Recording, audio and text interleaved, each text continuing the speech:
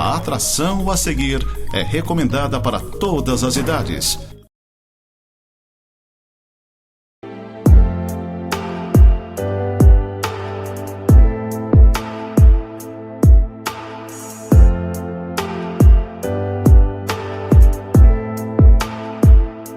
Oi, gente querida, tudo bem? Graças a Deus. Bom estar com vocês mais uma vez para este programa Momento de Santidade. Gostaria de refletir com vocês sobre um texto, um versículo apenas, mas uma história bastante interessante do primeiro livro de Reis no Antigo Testamento, capítulo 17, o verso de número 7, onde diz o seguinte: mas passados dias, a torrente secou, porque não chovia sobre a terra. A torrente secou, porque não chovia sobre a terra. Esse versículo nos remete a um dos maiores profetas do Antigo Testamento, profeta Elias. É um profeta do Senhor que, segundo o primeiro versículo do capítulo 17, era tesbita, ou seja, de uma cidadezinha chamada Tisbe, que pertencia ao território de Gileade, uma das regiões mais bacanas, mais bonitas do território de Israel. Um profeta que aprendeu e foi sustentado por Deus de uma forma maravilhosa. Deus, num tempo de escassez, num tempo de falta, Deus mandou que ele se abrigasse junto a um riacho chamado Querite, e está ali no versículo de número 3 do capítulo 17, Deus disse: retira-te daqui, vai para a banda do Oriente e esconde-te junto à torrente de Querite, fronteira ao Jordão. Lá naquele lugar, pasmem vocês, os corvos vinham de manhã e à tarde trazendo carne, bolinho de carne e trazendo pães para ele. Deus o sustentou dessa maneira maravilhosa, mas chegou um dia em que aquele riacho, aquela torrente, provavelmente um afluente do Rio Jordão, aquela torrente secou. Aquele riacho que foi provisão de Deus, eu queria que você se atentasse para todos os detalhes que eu estou falando aqui. Aquele riacho que foi provisão de Deus, um dia secou. Deus, ele permitiu que o riacho secasse para colocar em prova a fé do seu profeta Elias. E isso acontece conosco também. Deus muitas vezes permite que alguns riachos sequem na nossa vida para colocar em prova a nossa fé, a nossa relação com Ele. Deus ainda faria grandes coisas por meio do seu profeta Elias. Ele seria conhecido, ou ficaria conhecido, como o profeta dos milagres, mais milagres do que ele, somente o seu sucessor, o Eliseu. E até mesmo Eliseu, ele precisaria ainda formatar ou terminar de formar, não é? Levantar essa liderança, lapidar essa liderança, ungir essa liderança em seu lugar. No momento em que Elias achava que estava tudo perdido, tudo acabado, Deus ainda teria grandes coisas para fazer na sua vida e por meio dele, né? Havia um culto idólatra, um culto a Baal, que era um deus cananeu da fertilidade, um culto promíscuo que deveria ser aniquilado, e o profeta Elias foi usado por Deus para aniquilar com aquele culto pagão. Então tinha muita coisa ainda para fazer. E eu entendo que aquele riacho secando, aquela torrente secando, seria o preparativo, presta atenção, seria o preparativo para algo maior que Deus ainda teria na vida dele. Nós achamos que é o fim, mas não é o fim, é o começo. Nós achamos que tudo está acabado, mas não é. É o princípio de uma grande obra de Deus, tanto na vida do profeta foi assim, como é na minha e na sua vida. Quando as coisas secam por provisão de Deus, é porque Deus tem algo melhor e maior preparado ali na frente. Às vezes a gente tem, todas as coisas estão indo bem na nossa vida, mas vem o riacho por interferência de Deus, e aquele riacho seca, nos preparando para algo maior. A gente está vivendo, vamos dizer assim, uma conta bancária recheada. Olhamos lá para a nossa conta, temos dinheiro de sobra, que é o seu caso, não é o meu. Nós temos muito dinheiro, você tem muito dinheiro sobrando, você olha lá na conta, dá aquela olhada e fala assim: que maravilha, glória a Deus, todos esses valores à minha disposição. Mas surge um infortúnio, vem alguma coisa, Deus permite, e aquela conta ela acaba secando, e você pensa: é o fim, meu Deus, o que vai acontecer agora? Então, pela fé e a partir da fé, nós podemos entender que se Deus permite que alguma coisa cesse ou acabe na nossa vida, pelo menos eu entendo dessa maneira, é porque Ele tem alguma coisa melhor ali na frente preparado para nós. Pessoas que muitas vezes falam, vou citar um exemplo sem citar o nome aqui, de um amigo, um irmão querido da igreja, que chegou e disse, pastor, eu fui mandado embora, fui despedido. E eu disse para ele, glória a Deus. Quando eu falei glória a Deus que ele foi despedido, ele assustou. Falei, mas como, pastor? Eu não posso ficar sem sustento. Eu falei, não, querido. Deus vai abrir para você uma porta muito melhor, tenho certeza disso. Eu coloquei a mão no ombro dele, nós oramos ali no altar da igreja. E eu disse, Deus, se o Senhor permitiu que essa porta fechasse na vida dele, eu creio, neste momento eu declaro profeticamente que o Senhor tem algo melhor ali para ele. E ele conseguiu um emprego melhor, uma renda melhor, ele conseguiu um salário melhor, uma situação melhor. E muitas vezes a pessoa, quando acontece, ela reclama, murmura, ela esbraveja. E ao invés de entender o que Deus está querendo mostrar, o que o Senhor está querendo direcionar na minha vida nesse instante. A torrente secou, os amigos estão à volta, o casamento está bem, os filhos estão bem, os sonhos estão fluindo, mas de repente o riacho seca. Secou por quê? Porque Deus interferiu. Elias, ele aprendeu aqui, e isso eu quero compartilhar com você, deixar para você nesse instante. Elias aprendeu 3 grandes lições aqui, as quais nós também precisamos aprender. A primeira grande lição é que os riachos, eles secam como resultado das orações que um dia nós fizemos. Eu vou repetir, os riachos secam como resultado das orações que um dia fizemos. A Bíblia diz no livro de Tiago, na Epístola de Tiago, capítulo 5, no verso 17, que Elias orou e por 3 anos não choveu. E depois Elias orou e choveu. E a falta de chuva, ela aconteceu porque Elias orou. E muitas vezes nós fazemos orações e nós esquecemos das orações que um dia nós fizemos. E as respostas das orações, elas chegam. E nós reclamamos muitas vezes do que aconteceu, mas nem lembramos que um dia nós oramos por determinada coisa. Eu vou tentar achar aqui um exemplo para você compreender melhor o que eu estou falando. Você orou a Deus pedindo que você gostaria de ser uma bênção, lembra disso?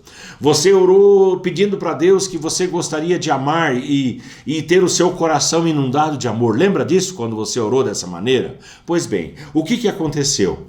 Todo tipo de gente complicada começou a chegar na sua vida. Gente problemática, gente cheia de problemas, de dificuldades, procuraram você e começaram a chegar perto de você e você disse, meu Deus, mas o que está acontecendo? Esse tipo de gente me cercando, toda hora chegando e tal. E você não orou pedindo para Deus para ser uma bênção? E você não orou pedindo para Deus para amar? Então Deus vai fazer o quê? Ele vai te dar as condições para amar, colocando pessoas complicadas na sua vida. Pode parecer estranho o que eu estou dizendo, mas é assim que funciona. Algumas coisas que nós colhemos ou que nós sofremos, nós as sofremos e colhemos devido às orações que um dia nós fizemos. Aquele riacho secou na vida de Elias porque ele orou pedindo para Deus para que não chovesse por 3 anos, para que houvesse tratamento na nação de Israel, para que o rei Acabe entendesse que há um Deus nos céus que atende ao seu profeta, não é? Então ele fez essa oração.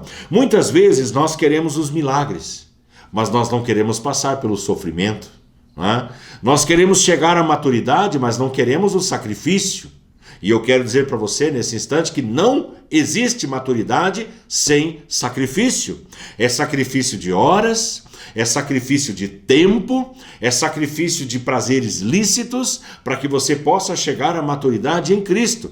Entende o que eu estou falando? Não existe maturidade sem sacrifício. Quer chegar a um determinado ponto de maturidade? É necessário sacrificar. Nós muitas vezes queremos os milagres, mas não queremos mexer no nosso conforto. Ou não queremos que o nosso conforto seja alterado.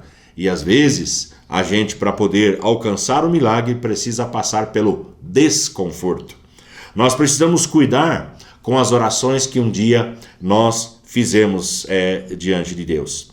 Se um dia nós oramos para Deus nos abençoar ou nos usar, nós precisamos estar preparados, pois Deus poderá nos levar ao riacho seco, ao riacho da escassez. Isto pode acontecer. E essa foi a primeira grande lição que o profeta Elias precisou aprender, que o que ele estava colhendo era o resultado das orações que um dia ele fez diante do Senhor. A segunda grande lição que ele aprendeu, e nós precisamos aprender também, é que os riachos, eles podem secar, mas a graça de Deus, ela permanece para sempre. Eu queria que você guardasse essa frase. Os riachos até podem secar, mas a graça de Deus, ela permanece para sempre. Quando o riacho seca, ou quando as dificuldades chegam, quando nós somos impedidos de prosseguir por uma ou determinada razão, a gente põe a mão na cabeça e fala assim: meu Deus, o Senhor me esqueceu. Deus esqueceu de mim. Quantas vezes, irmãos e irmãs, eu escutei essa frase dentro da igreja. Pessoas que chegam e falam assim: pastor, Deus esqueceu de mim. Eu falei: por quê? Não, olha o que está acontecendo na minha vida. Olha só, Deus não pode estar lembrando de mim, Ele deve ter esquecido de mim. E aí a gente tem que entrar com toda a provisão de conselho, de palavra, e tentando mostrar que a graça de Deus, ela não se altera, que Deus, ele permanece conosco. A Bíblia diz: ainda que eu ande pelo vale da sombra da morte, eu não temerei mal nenhum. Por quê? Porque tu estás comigo. A presença de Deus, ela não se altera, ainda que algumas coisas saiam do nosso controle, fujam do rumo que nós planejamos ou do que nós determinamos para a nossa vida. Às vezes o riacho seca, sim, e isso vai acontecer com você mais cedo ou mais tarde. Se você não passou por isso, provavelmente você vai passar. E isso não é uma maldição sobre a sua vida, mas é algo natural. O Senhor Jesus, ele disse que no mundo nós teríamos aflições. E eu quero dizer para você que nem tudo vai dar certo na sua vida. Vou repetir, nem tudo vai dar certo. Nem todas as coisas vão sair conforme você planejou. Vai chegar o dia em que você vai dizer: tem disso, é? Eu não sabia que eu teria que passar por isso. E muitas vezes os riachos secam, mas a boa notícia neste momento é: a graça de Deus, ela permanece inalterada. O que acontece? Assim que o riacho seca, a torrente seca, o profeta Elias, ele é levado a um lugar, ou melhor, a uma casa, a uma viúva. Agora eu chamo a sua atenção para a probabilidade de isso acontecer no nosso mundo, ou na vida real aqui. O profeta, ele sai da escassez da torrente, do riacho de Querite que secou, e ele é levado por Deus. Deus secou aquela torrente, agora Deus pega o seu profeta, porque Deus continua cuidando dos seus. Escuta o que eu estou falando. Deus continua cuidando dos seus, ele continua com a sua provisão. Ele pega o seu profeta, leva à casa de uma viúva, e esse relato está ali no capítulo 17, a partir do verso 8 até o verso 15. Ele leva à casa dessa viúva. Aquela viúva tinha um filho, e diz que quando ele chega à casa da viúva, aquela viúva estava à cata de lenha. E ela encontra, naquele tempo de escassez, a Bíblia diz, 2 gravetos. O que se faz com 2 gravetos? Ela encontra 2 gravetos, quando o profeta chega, e ela está prestes a assar ou cozinhar um bolo pequeno para dar para o seu filho, e depois ela comeria. E ela disse então: e depois nós vamos morrer, nós não temos mais nada. Ela tinha um pouquinho de azeite, ela tinha um pouquinho de farinha e os 2 gravetos. E o profeta chega, mandado por Deus, presta atenção, mandado por Deus. Ele disse que Deus ordenou, e eu acho bacana as coisas que estão na Bíblia, que Deus fala assim para ele: dispõe-te e vai a Sarepta, que pertence a Sidom, e demora-te ali. Olha só os detalhes da Bíblia. Demora-te ali, onde ordenei a uma mulher viúva que te sustente. Pensa, uma mulher viúva, com pouca coisa dentro de casa, sustentar um profeta do Senhor. E os profetas, eles não eram assim magrelas, eles eram meio que roliços, eles eram bem nutridos, bem cuidados. Aí ele chega na casa da mulher, Deus ordenou que aquela mulher sustentasse, e olha a proposta do profeta. Quando Deus disse: dispõe-te e vai, por que ele fala isso? Porque muitas pessoas estão dispostas, mas poucas pessoas realmente vão. Né? Dispõe-te e vai. Eu já ordenei que uma mulher cuide de você. E ele chega para ele e fala assim: olha, então você faz o seguinte, você vai lá, faz o bolo e traz aqui fora para mim primeiro. Primeiro eu vou comer. Ah, gente, se isso acontecesse comigo, eu não sei se eu teria tamanha fé, mesmo Deus falando, de eu pegar o bolo da boca do meu filho, eu ia alimentar o meu filho, depois ia dar um bocado. Eu vou dar para o profeta que chegou, que eu nunca vi, que bateu na minha porta, e agora eu vou dar para ele. E o profeta disse assim: faz isso, dá o bolo para mim. E sabe o que vai acontecer na sua casa, na sua família? Nunca mais vai faltar azeite, nunca mais vai faltar farinha. E o texto diz que eles comeram durante muitos dias, porque aquela mulher resolveu agir por fé.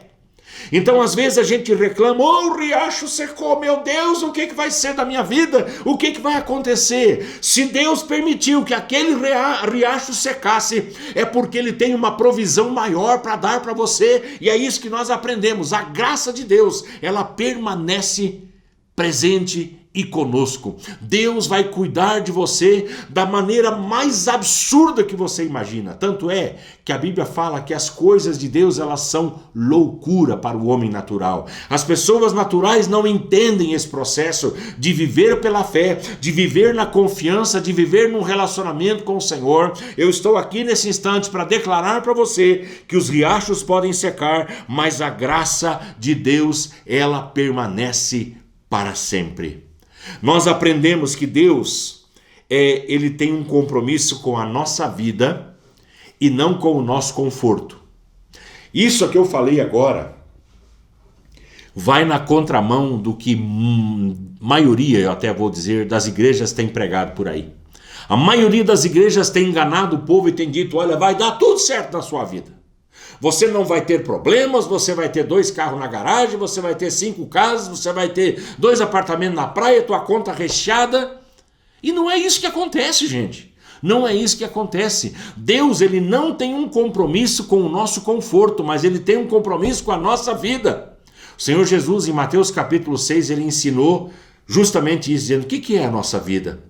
Quanto que nós valemos? Olhem para os lírios do campo, né? As aves do céu, não tecem, não fiam. Contudo, eu vos afirmo, disse o Senhor Jesus, que nem mesmo Salomão, em todo o seu resplendor e glória, se vestiu como qualquer um dos lírios do campo. As aves o Pai sustenta.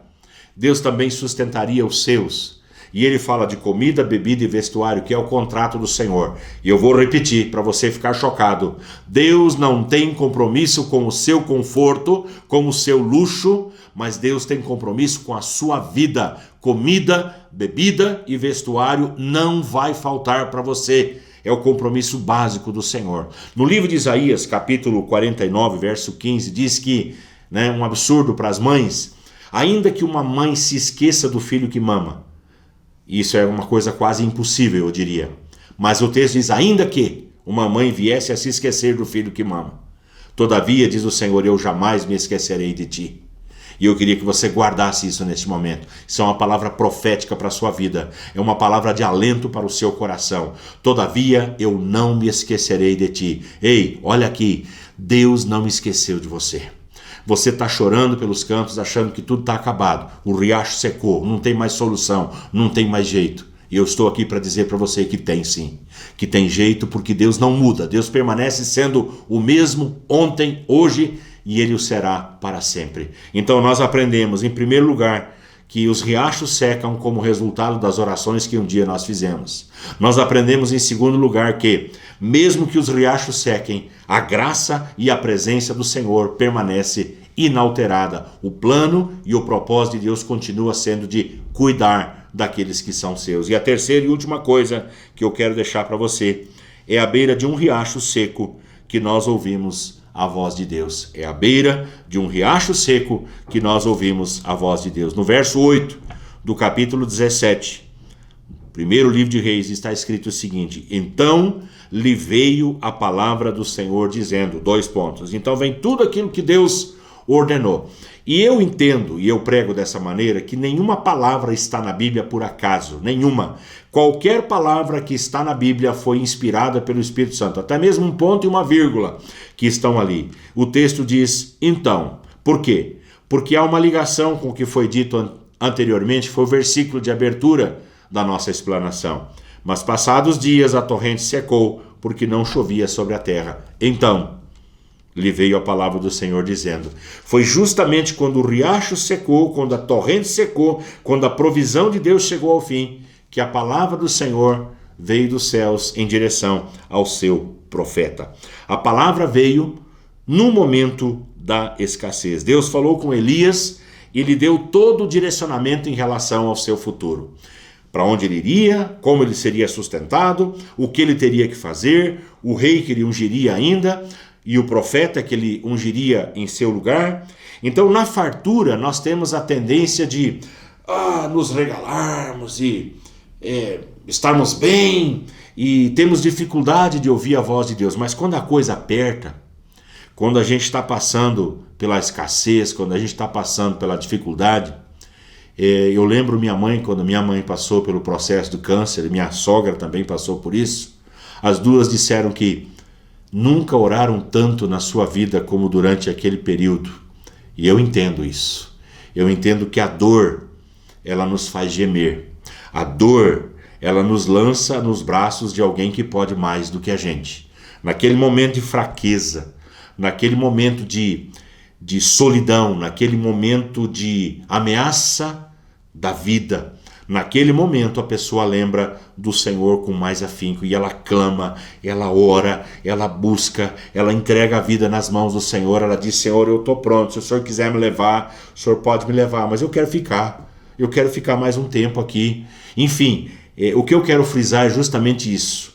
Às vezes a fartura faz a pessoa esquecer de Deus. Tá tudo bem, tá tudo certo, tá tudo tranquilo, a provisão tá ali abundantemente, mas quando a dificuldade chega, a pessoa, ela clama, a pessoa lembra que há um Deus. Então é justamente no meio dessa situação que nós acabamos prestando atenção e ficando mais sensíveis à voz que vem dos céus, à voz que vem do Senhor.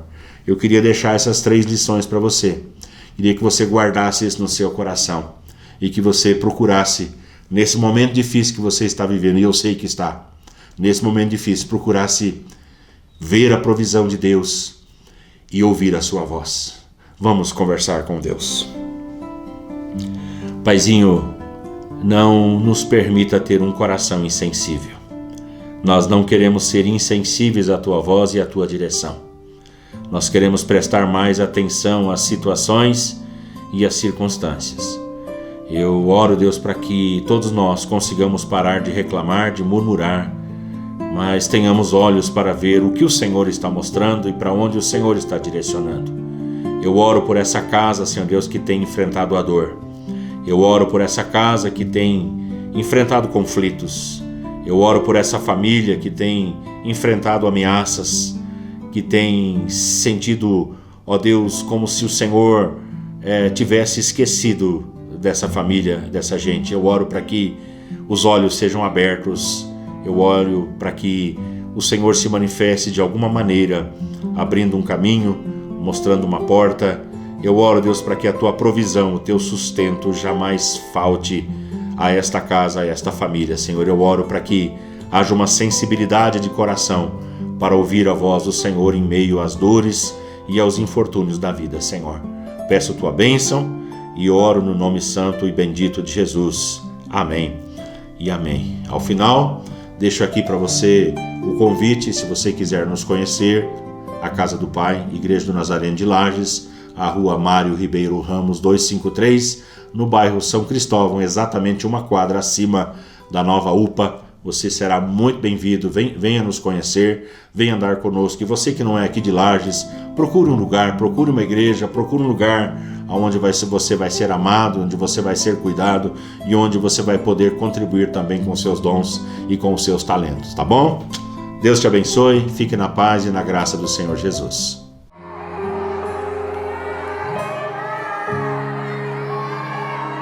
Você é bem-vindo aqui. A casa é sua, pode entrar. Me esvazio de mim, me esvazio de mim.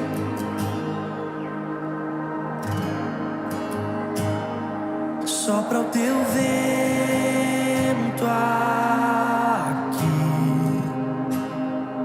toma o teu trono.